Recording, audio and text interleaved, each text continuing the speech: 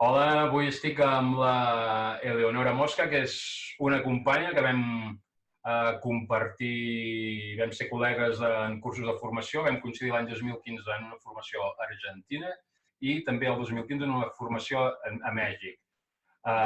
Us la presento i espero que us aporti moltíssim.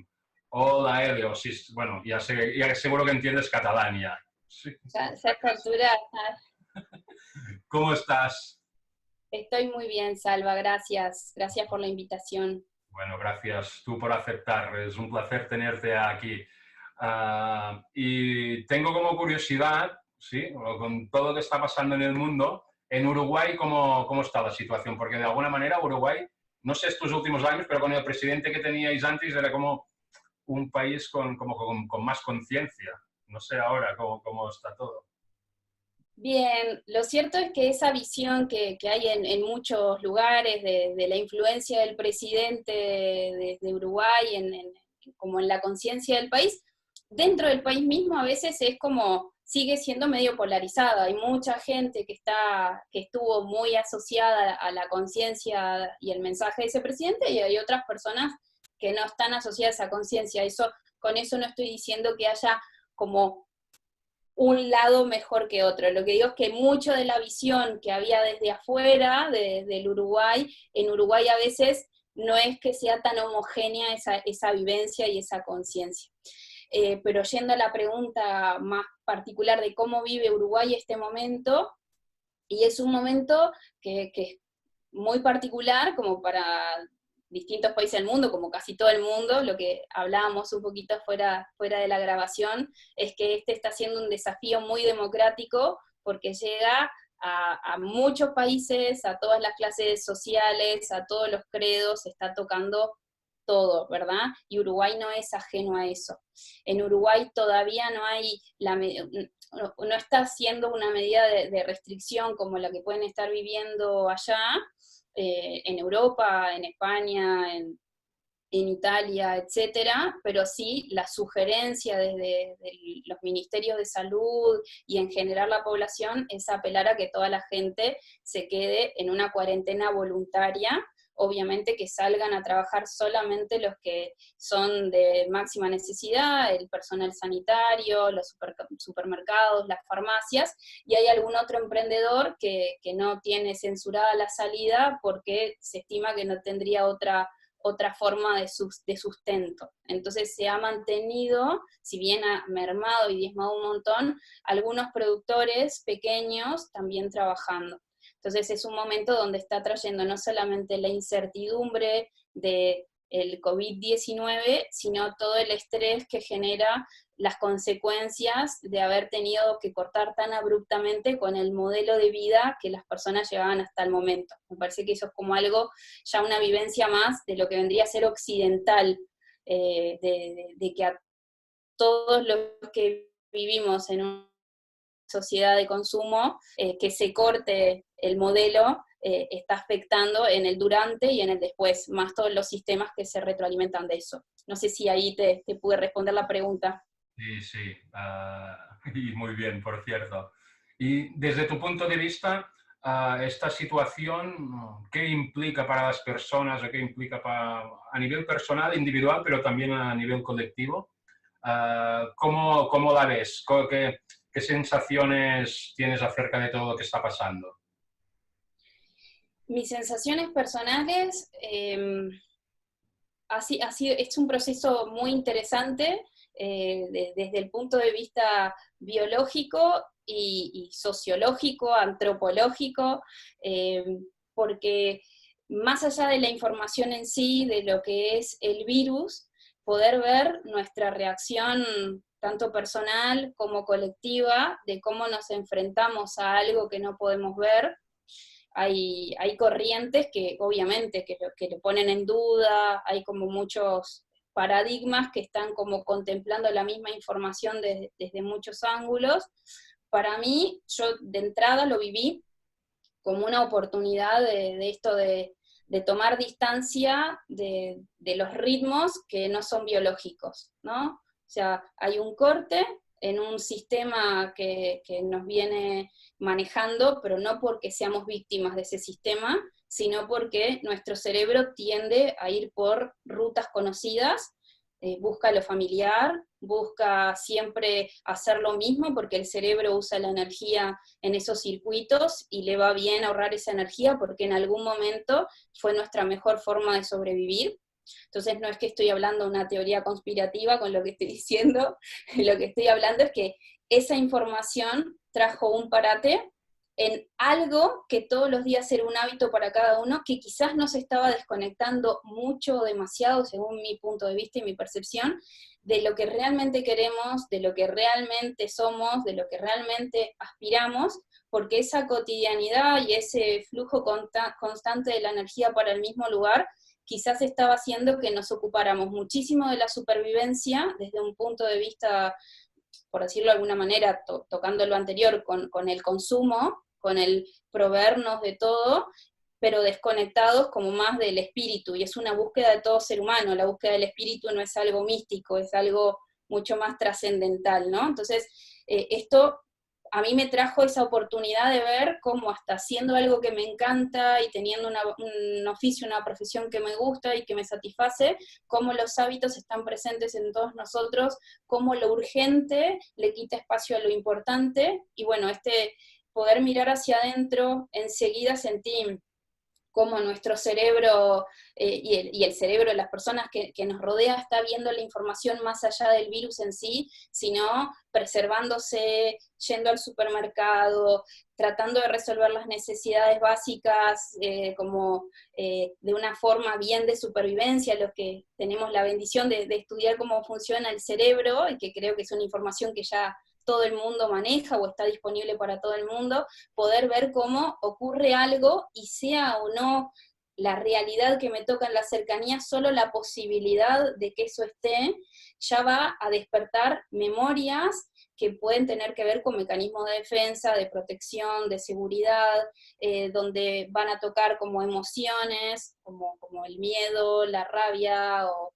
etcétera, ¿no? O la tristeza, o sea, con cosas muy profundas, muchas veces que tienen que ver con nuestra propia coyuntura de vida, y muchas otras con todo lo que hemos estudiado nosotros de la influencia del transgeneracional en la vida, ¿no? De personas que pueden haber vivido hace muy poco guerras, hambrunas, epidemias, etcétera, y cómo toda esa memoria hace que yo pueda filtrar esta información en un grado, y otra persona que tuvo esa información más presente en su sistema de otro. Y qué importante que es podernos respetar sin juzgar en todo este proceso, más allá de las creencias personales de cada uno. Entonces creo que es un ejercicio de tolerancia, de empatía, de compasión, de autoconocimiento, de replanteos, de poder ver hasta ahora qué estaba manejando como el títere, y poder significar eso, poder honrar eso, poder como ocuparnos de eso, y también podernos darnos la oportunidad de construir algo creativo y distinto con eso. Entonces, bueno, para mí ha sido de introspección, de darme tiempos que no me daba, de replantearme ciertas cosas y posibilidades, de estar más conectada con cosas que tenía un poquito olvidadas.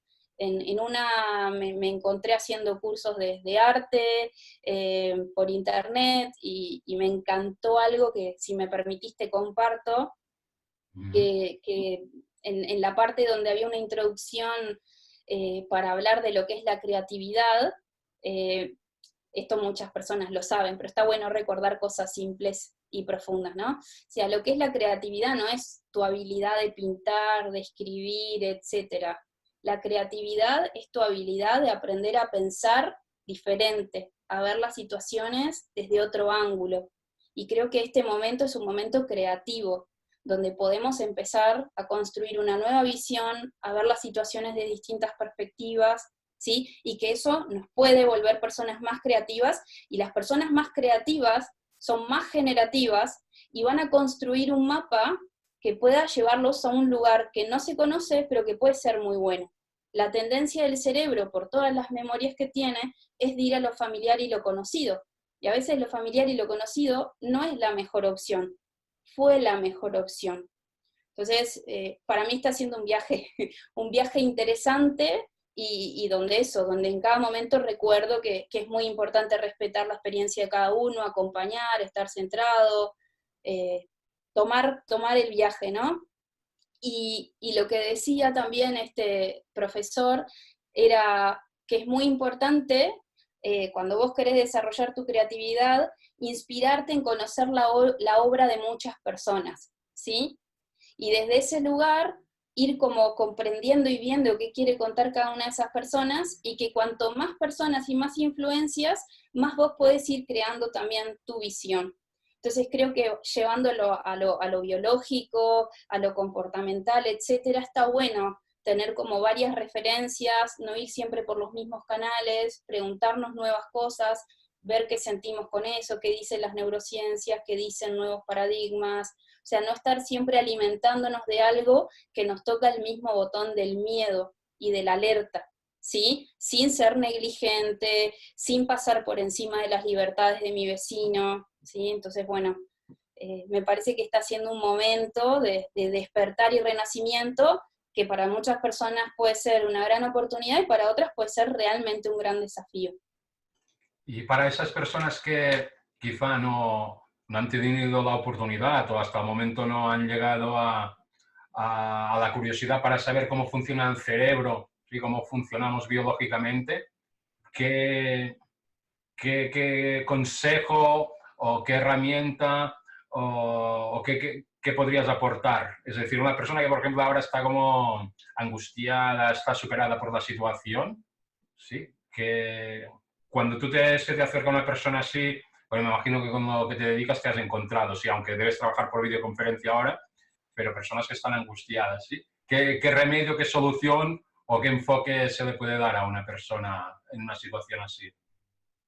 Lo primero es no confrontarla con un modelo que sea como demasiado como contradictorio a las creencias que maneja hasta este momento, ¿sí? Lo primero es como dar la escucha a esa parte que hoy no está, como cuando estamos, cualquiera de nosotros, estamos en una vivencia donde la vivimos como peligrosa, como una amenaza, donde vemos que puede estar en juego nuestra supervivencia o la de nuestros seres queridos al instante siguiente, la parte del cerebro que está activa es el tronco cerebral, ¿ok?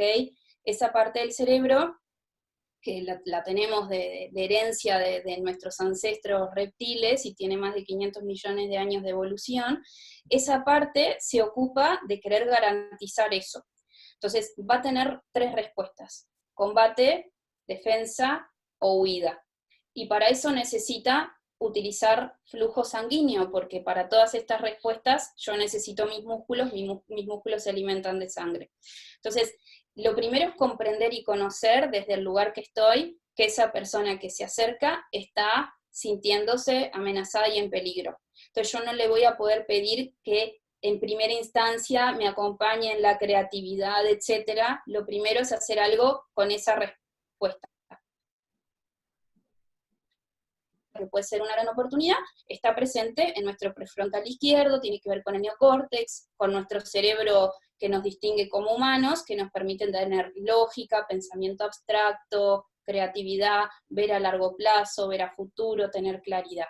Entonces, esa zona es la primera que le cede el flujo sanguíneo que gestiona al tronco cerebral para tener más recursos para la supervivencia. Entonces, lo primero que perdemos cualquiera de nosotros cuando nos agarra algo que nos toca de una forma vital, es esa zona. O sea, lo primero que pierdo es esa capacidad, entonces yo me puedo acercar a querer mostrarle otro modelo y esa persona me va a querer comer en 2 panes, más o menos. Entonces, lo primero es, ya que vino, es un gran paso, que vino al ciberespacio. Y lo siguiente es primero poder hacerla respirar, poder hacer algún pequeño ejercicio de mindfulness, ¿sí? De centrar en un tipo de respiración que pueda devolverle como una homeostasis a mi organismo, que pueda ayudar a bajar el nivel de estrés, de ansiedad, de cortisol, de adrenalina, porque sabemos que nuestro sistema inmune está súper asociado a cómo nosotros manejamos el estrés, porque cuando yo estoy en estrés, secreto a través de las suprarrenales, que son unas glándulas sobre los riñones, cortisol, que me hace estar como en una respuesta defensiva, y también adrenalina. Entonces lo primero sería acompañar a la persona a que se sienta más segura, a que pueda conectarse con el instante presente, a través de la respiración es una buena manera, y desde ese lugar, poniéndole voz a lo que siente. Es muy importante, si la persona tiene miedo, que le dé voz al miedo, y poder llevar cada vez más al presente ese miedo. Yo me he encontrado con personas que cuando entran en lo profundo de ese miedo que los hace estar ansiosos, su miedo es a que sus hijos se queden sin padre, y también que está conectado con una memoria que sí pasó, de que en determinados momentos de dificultad, a través de algo grande como una guerra, etcétera, ocurra un fenómeno así, y está esa herida. Bueno, darle lugar a todo lo que son los miedos y traerlos al presente. Ahí lo que me he encontrado es que hay un gran alivio al poder nombrar lo que pasa, y poder bajar como esa tensión y ansiedad en el momento, ¿sí? Respiración, poder nombrar lo que realmente pasa, ver si hay mucho enojo con lo que hace el vecino, ver qué hay detrás de ese enojo, en realidad en general es miedo, o en general es tristeza, y mi forma de defenderme según esta memoria es estar en defensa, en lucha. Entonces poder comprender, ver el metamensaje que hay en lo que está pasando, ¿sí? Entonces, bueno, lo primero es como acompañar desde ese lugar, a centrar en el presente, reconocer y validar lo que le pasa a la persona, comprenderla, no quererle imponer el modelo porque pueda tener un modelo que esté viendo esto como una oportunidad, quiero que tú lo veas. No, lo primero es respetar lo que a ti te pasa, incluir lo que a ti te pasa, darle nombre a tu preocupación, y ahí baja sola la intensidad, ¿sí? ¿Qué es lo peor que podría pasar? Que son ejercicios que nos hacían hacer en programación neurolingüística, que es una herramienta que en este momento funciona mucho, porque tenemos que cuidar muchísimo nuestra palabra, y lo que estamos configurando también en el mundo y en nuestra realidad a través de nuestra palabra. O sea, ejercicios de escucha, de programación, de qué es lo que está en mis manos, en lo sencillo de poder llevar a la acción, ¿sí? De que si identifico que estoy mirando demasiado el informativo y eso me está poniendo en mayor estrés y yo no puedo cambiar las noticias, bueno, cambiarme como receptor de esas noticias, y ahí como sutilmente sí, ir viendo si se pueden ir incorporando cosas al mapa de la persona, ¿sí? Si habría algún recurso que podría mirar, o sea, sugerir un video que pueda hacer algo como que abra una posibilidad, no nada que sea querer tapar un modelo con otro modelo, sino simplemente como los artistas, que me abran a poder pensar un poco distinto, a bajar el estrés, a bajar la ansiedad, a ser respetuoso con el otro, todo eso que como que me saca del lugar defensivo y me lleva a un lugar más de empatía, de respeto, de tomar mis medidas. Entonces, de ahí, a partir de ahí después ya podemos emprender una nueva visión, qué es lo que podría hacer si esto es una oportunidad, de acá a un mes, cómo me veo, qué nueva idea podría surgir de este desafío, qué sueños pendientes tengo, que quizás este desafío me puede también traer, cómo puede ser un trampolín en mis relaciones familiares, cómo podría ser un trampolín de salir de un trabajo que no deseo a un trabajo que sea más alineado a mis valores. Si hasta ahora me he preguntado cuáles son mis valores, o esta vorágine me impedía estar en contacto con ellos. Entonces, como un proceso más desde reconocer lo que es, traerlo al presente, herramientas de respiración, y después ir sumando pequeñas herramientas y recursos que puedan ir creando una nueva visión, que hagan que el individuo recupere más su poder, que el poder no esté afuera en algo que es intangible y no se ve, y como decía Viktor Frankl, que esa última libertad es nuestra actitud ante las cosas, recuperar como el poder de elegir con qué actitud voy a enfrentar esto. Pero primero reconocer qué es esto. No querer pasar por encima del miedo, por encima de la tristeza, porque muchas veces, más allá de mi vivencia coyuntural, hay toda una historia transgeneracional que capaz que necesita que le dé una mirada, que le dé un reconocimiento, que le incluya, ¿sí? No sé si me fui larga con la respuesta, si se entendió. Sí. Fantástico. Sí, sí. Y bueno, es un buen momento, bueno, pues para atendernos, ¿sí? Si no lo habíamos hecho hasta ahora, pues para tomar conciencia exactamente de todo esto que decías, ¿sí? De escucharnos, vernos, aceptarnos y a partir de ahí empezar a ver a mirar hacia el futuro para empezar a crear eso que llevamos dentro. Antes, cuando hablábamos, has comentado algo de los indios Hopi, ¿sí? Que me encantaría que lo explicaras de nuevo, porque me ha parecido muy interesante. Yo te comentaba también que aparte de la formación que hemos compartido y todas las cosas que puedo haber estudiado como entusiasta, como una persona muy curiosa, queriendo unir como la biología, nuevas formas de comprender cómo nuestro cerebro interpreta las situaciones, cómo también el cuerpo cuenta parte de mi experimentación, por eso es tan importante trabajar el miedo, porque el miedo genera respuestas, etcétera. Además de todo eso, con una orientación más biológica o programación neurolingüística, etcétera, una de mis pasiones, de mis hobbies, es estudiar cosas vinculadas a culturas ancestrales. No soy ninguna profesional en el tema, para nada, pero es algo que me acompaña desde la niñez. O sea, desde que mi mamá me acompañaba a que estudie la Biblia, después se transformó en Kabbalah y sigo estudiando Kabbalah, y un montón de otros caminos iniciáticos que me parecen sumamente valiosos e interesantes. En todas esas clases que escucho, ya sea de Kabbalah o de, no sé si allá en España creo que lo conocen bastante, José Luis Parise, Los 11 Pasos de la Magia. Bien, He leído el libro, sí, sí. bien, y él estudió es un psicólogo que hace psicoanálisis, hacía psicoanálisis y se formó en culturas iniciáticas, entonces él cuenta un montón de todas las escrituras sagradas y fue encontrando patrones comunes como encriptadas dentro de todos los textos sagrados de todas las culturas, y eso hace años que lo vengo escuchando, tanto la Kabbalah como la parte de los 11 pasos de la magia, etc. Y hace un buen tiempo es como que cuando empezó a pasar esto, me acordaba de las clases que había visto, ¿sí? Y de que hablaban que en paralelo es como que iban a vivir dos mundos, ¿no?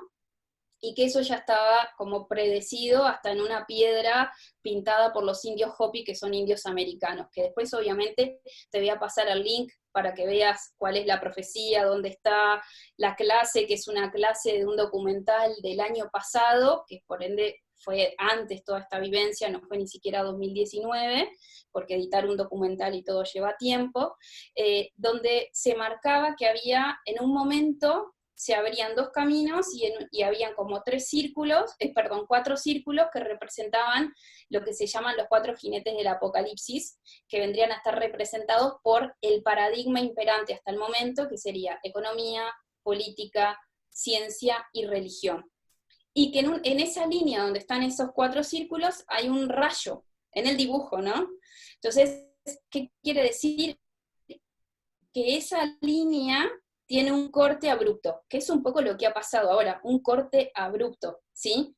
Como que no quiere decir que van a dejar de existir, quiere decir que se está reformulando de la forma que influencia en mi vida, porque la política está cambiando y va a seguir cambiando, la religión también, las ciencias también se está viendo bueno, que también no es algo donde apoyarse 100%, y la economía ya también está siendo muy claro que está viendo todo un cambio, ¿no? Y paralelamente hay como otra línea donde estaría como la nueva realidad, o sea, personas que esta oportunidad la toman como una oportunidad creativa, una oportunidad generativa, una oportunidad de despertar. Es como si al mismo tiempo hubieran personas viviendo la misma realidad, pero con lentes totalmente diferentes.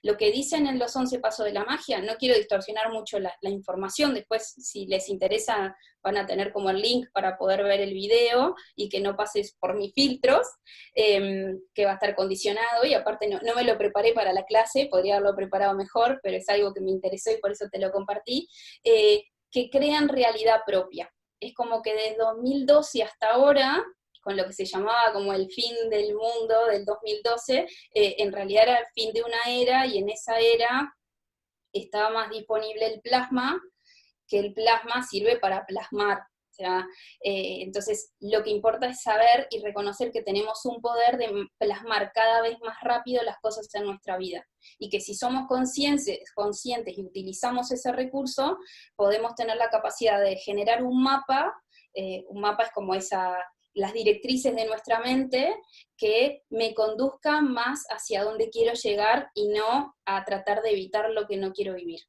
Entonces nos convertiríamos, si podemos lidiar con esos desafíos, como en magos, en personas que construyen una realidad propia. Eso es lo que dice esta enseñanza, no es lo que digo yo, ¿sí? Entonces, cuando yo miraba todo eso y que me parecía tan interesante y cómo estaba tan presente en textos sagrados, y por otro lado escuchaba clases de Kabbalah y muchas hacían sentido también con cosas que ahora están pasando, digo, ay, esto parece un déjà vu, esto lo miré en la clase y ahora lo puedo ver como en vivo y en directo, y me parece fascinante, y quizás me dio como cierta ayuda para poderlo vivir con un poquito más de tranquilidad durante varios momentos, de tomarlo por lo menos con incertidumbre, con inocencia, y verlo como una oportunidad de todo esto que te contaba previamente. Entonces, para quien después quede interesado en la información, que es eso, es una información más, no estoy imponiendo una semilla de realidad de nada, va a quedar como, te voy a mandar toda la información para que la puedas tener disponible, y quien quiera curiosear, que se abra a la posibilidad, porque lo cierto es que hace mucho sentido con lo que estamos viviendo actualmente, ¿no? Bueno, podría ser ahora este momento de los dos caminos, ¿no? Sí, momento de empezar a crear nuestra realidad, de darnos cuenta del potencial, ¿sí? Y empezar ese camino. Totalmente, y que no quiere decir que no haya más política, ni ciencia, ni religión, ni economía, que simplemente no va a estar en el lugar de paradigma, no va a ser la que nos diga o no lo que tenemos que hacer o cómo tenemos que ser. Es como una etapa, según en todo esto, y mi entendimiento de todo esto, es como que nos tenemos que hacer más responsables, como pasar de nivel de niño o adolescente que sigue esperando ese cuidado de afuera, a ser un adulto primero responsable de uno mismo, y después un adulto en un siguiente nivel, que es un adulto como más altruista desde el mejor sentido de la palabra, ¿sí? Desde un lugar de horizontalidad y no de te ayudo porque soy más o menos que tú, no, como un camino evolutivo que tiene que ver con que hemos recibido ya un montón, es tiempo de dar, pero desde un lugar adulto. O sea, sería como con la prioridad de servir. Exacto, ahí va, pero cada uno en un lugar donde estamos demandando más al afuera y comprometiéndonos más desde el adentro. O sea, recordar que hay mucha cosa que está codificada metafóricamente, tanto en los libros sagrados, etcétera, y que hay que aprender a leerlo desde un lugar como más consciente, un lugar como de mayor, que apela a una mayor conexión y entendimiento de nosotros mismos. Y no tomar literal las metáforas. Bueno, pues muy bien, Leo. Fantástico. Sí, interesante, interesante.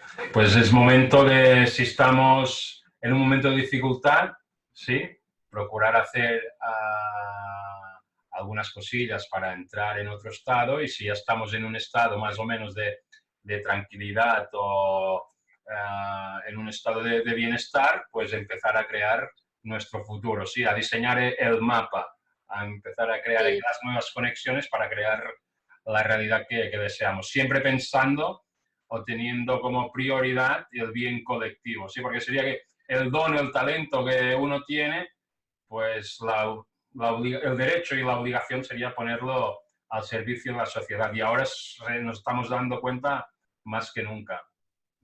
Sí. Estoy 100% de acuerdo contigo, que es una responsabilidad poner nuestros dones al servicio, y que sin duda que aumentarían nuestro felizómetro personal y global, y una sociedad que está más realizada, conectada, responsable de uno mismo, es una sociedad que proyecta mucho menos en el afuera. O sus resentimientos, sus frustraciones, la impotencia.